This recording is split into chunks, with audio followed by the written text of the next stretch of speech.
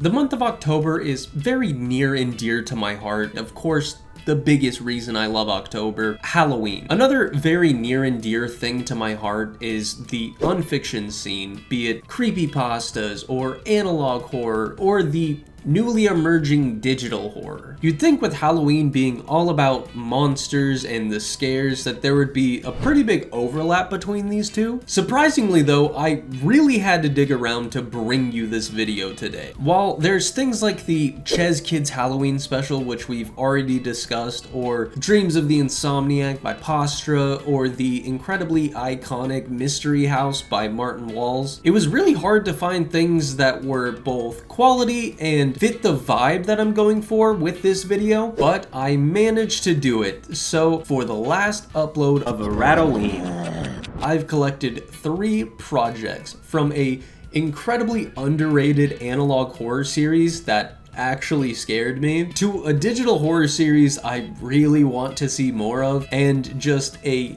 absolutely fantastic Halloween PSA. Each of these entries will scale up in horror, so without any more delay, let's take a look at that PSA. That rhymed and I didn't mean it to.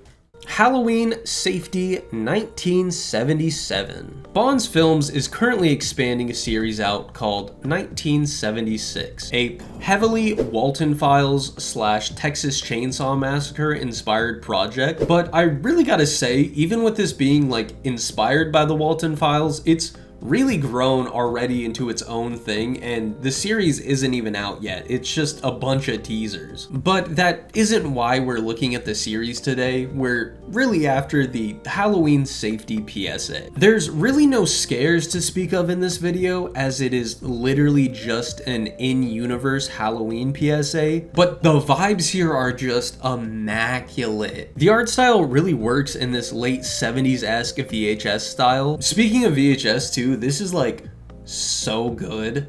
I'm almost positive that this was converted from digital to VHS so that it can then be converted to digital and uploaded again. It's like that good. The voice acting has this perfect echoey noise to it with little static crunches coming from the tape popping. Possibly something hard or sharp.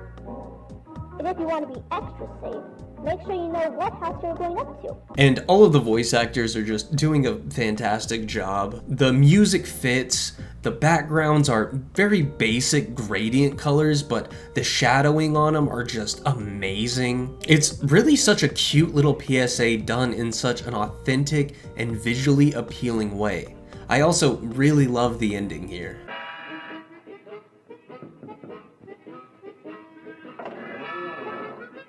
Secretary!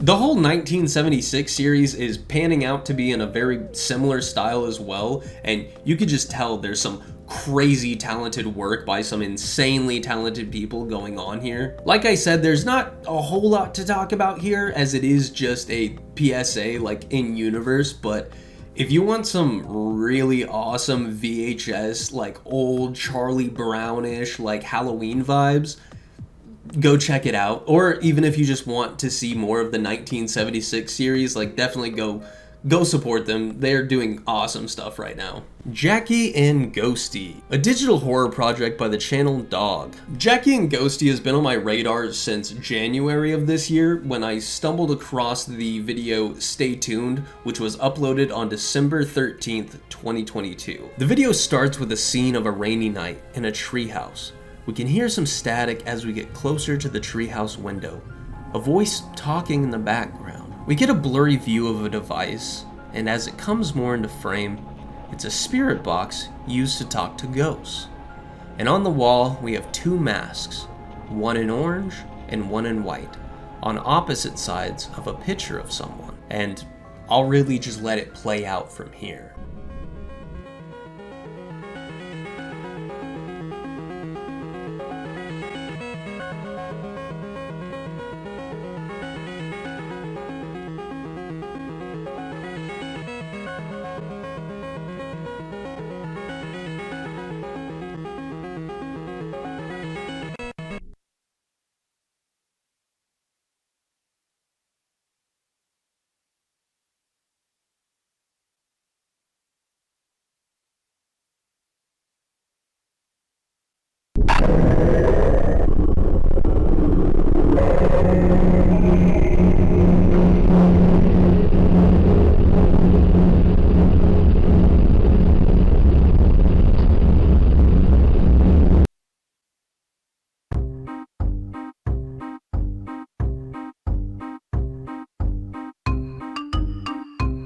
The rest of the channel has some music and some cover art for the series, all listed as original soundtracks that, you normally see with like video games. Breaking down the video, we can kind of get an idea of what's going on here. We have this PS1 game, Jackie and Ghostie, made by the company Almada Media, and there's someone trying to contact spirits. Notice how the masks eerily line up with the characters themselves. We have the River Nice Ghost Hunters that claim they have proof of ghosts in this cursed town, and a very Chezz Kids-esque face of someone. Everything about this is so incredible. Like, the music is peak nostalgia and really fits what I would imagine some weird lost PS1 game to sound like. The visuals for this are like a spooky Halloween early point and click adventure. Just all of these environments are so drawing to me. Also, that's the shining carpet pattern. I love the character designs, this little clown and the skeleton in the background. I also love like paranormal investigation stuff. Seeing the website for ghost hunters and whatever character we're following using this spirit box to try to contact someone, it just hits a really special nerve in my brain, and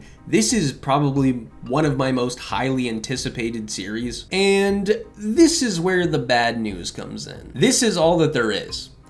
A teaser posted nearly a year ago, and some music. I'm not sure what's going on with this series. I actually reached out to the creator to ask them, but I never received a reply. And it could really be a whole slew of things. It could be canned. It could be just taking a little bit longer to make. They could be busy. They could think maybe this thing isn't worth my time. I don't really know, and without a reply, I can't claim to know. What I can do though is leave this linked in the description. If any of you would like to see the series or want to support them, I'm sure they would love for you to subscribe and maybe leave a comment. Wink wink. I'm sure that would help out a little. October 31st, 2000. Alright, so me and Analog have a little bit of an estranged relationship right now. I'm pretty picky when it comes to analog horror anymore. I really need series to have some meat on their bones, either with story or execution, like i.e. Mandela catalogs, like fantastically increasing visuals, or just like it's really good storytelling. Hot Dog Archive's very parody, tongue-in-cheek nature, or like White Stag with its multiple different art styles. You get the point. I'm much more critical when it comes to like strictly analog videos as opposed to digital horror, which is really a mixed bag you can just pull from. And this all culminates, which normally leaves me not liking one-off videos. That being said, I was thoroughly surprised with the channel Filmlog 6288's one-off analog project, simply titled October 31st, 2000. This short film clocks in at about 19 minutes, but we're gonna do a lot of jumping around as the film does really take its time to build up. Also, be warned that the series does get a little bit graphic. We're watching what is basically a VHS recording of, say, just someone watching TV on the night of Halloween. And the video is filled to the brim with nostalgic Halloween commercials. What do you guys like, 4 or 5? 46. All right, yeah, okay. Television episodes from the era. Older black and white horror movies. This frame is important, however, as the video's description reads, aired in Samston, Texas, as we see a group of trick-or-treaters out and about shown from a news broadcast. Reports that there's about 300 trick-or-treaters just on this street alone, so watch out, everybody. We're then taken to watching The Price is Right, and as the episode is interrupted by an emergency alert broadcast for a missing person. And before you go rolling your eyes and checking off your analog horror bingo card, I really think that this series handles the emergency broadcast system pretty well. Civil authorities have issued a child abduction emergency for Samston County and their granddaughters Catherine and Veronica, both age 12. Their last known whereabouts were at the grandparents' residence on 203 East Paxton Street, discovered by local authorities to be vacant, with the front door wide open. And with that, we're back to watching TV for another couple minutes. We go through some more Halloween-themed ads, really setting the tone. It's the holidays. We flip the channel and begin watching the classic 58 film, The Brain Eaters, where we get another emergency broadcast alert. A small pitch can be heard, and the message crawls across the screen. informing us the police are investigating a string of domestic disturbance calls in the area, and we go right back to watching TV for another 4 or so minutes. This is really where I think the series dug into me. It paced me out so well, and showing me these older ads and these older shows in such a very curated way, it made me feel like, yeah, it's Halloween, and it kind of reminded me of being a kid. And at one point, I totally forgot I was even watching an analog horror project. I was just kind of riding the nostalgia wave, like, oh yeah, I remember that commercial. And then I hear that ping again. You don't understand, Slick. We're here for the party. An update to the police's domestic disturbance investigations. This time, the police have noticed a series of vacant homes that have been broken into. We're advised to be vigilant. Adding on to my prior point about curated content, I'm going to let this ad play and just really listen to what the mom says. I've lost control. The boys have taken me hostage.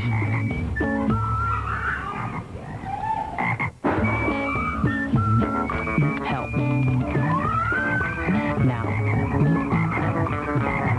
Mail station. Email without the PC. By Sidco. And with that, we're back to watching television. Some more Halloween ads and another movie. But this time, our emergency alert is much more serious. Origin. This is an active shooter alert. Police are responding to multiple reports of active shooters on the Lower East Side, gunning down children in the streets. Dozens of innocents mortally wounded. Please update. Update. Something is crawling out of the At this point, I was so sucked into watching TV and like immersed in this project that an active shooter alert genuinely made my heart sink into my stomach. But then you get this notion of something crawling out of the children, which makes it appear as if everything is not as it seems. The emergency broadcast system gets booted offline, and we're stuck with a very familiar white text, black background, as well as the loss of our narrator. The children are in immediate danger. We're shown a map of the county, several regions highlighted in red. If you live in any of the regions that are displayed in red, there is still time. Locate your children and take them off the streets immediately. If you don't have children, take in as many as you can. Those living outside any of the displayed safe regions are instructed to remain in their homes, keep all doors and windows locked, stay out of sight. Do not make any attempt to rescue you or anyone else's children. They don't belong to us anymore. What you are experiencing is not an isolated incident. An epidemic of mass murder is being committed by swarms of an unidentified enemy. These enemies have appeared across the United States in staggering numbers, veiling themselves in the husks of our children. Civil defense forces are attempting to gain control of the situation. Stand by for emergency information. Our county map then fills with more red. More areas surrounding us have been infiltrated. We were outnumbered. There were hundreds of them on every block. Using their skin, so many of us tried to save them, we had no clue. The county map is shown again, as the problem encroaches even closer upon our home.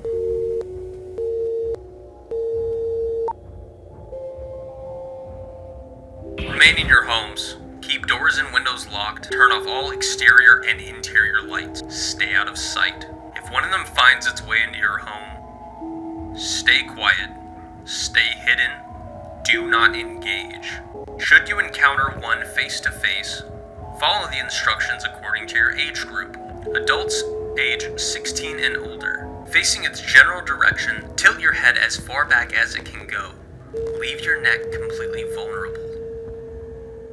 Children age 15 and younger. If your guardian can't help you anymore, close your eyes and count. Keep counting until you can't anymore. Those sheltering children in their homes must prepare themselves to make the ultimate sacrifice.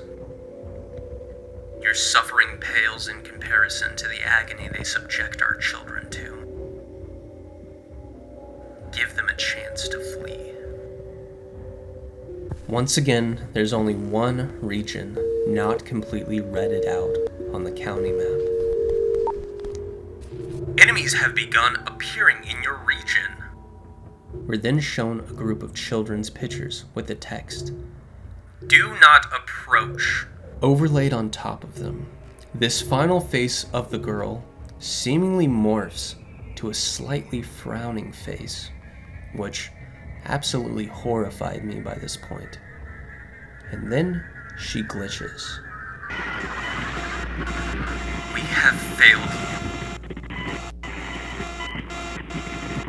We so miserably failed you. I saw one just before it crawled inside a boy. A helpless little boy. The screaming, the sounds he made.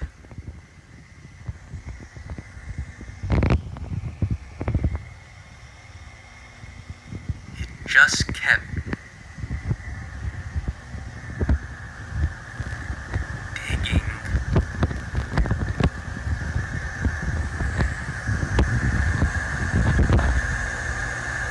After a while, it stopped. When he rose, I could see it moving beneath his skin. He was so empty. They all were. Hollowed. Lumbering towards us, stepping all over their innards. Why couldn't I bring myself to move? All I did was watch. Oh God. God. They are gone. All the children are gone. All the children are gone. All the children are gone. The children are gone. All gone. All the children are gone.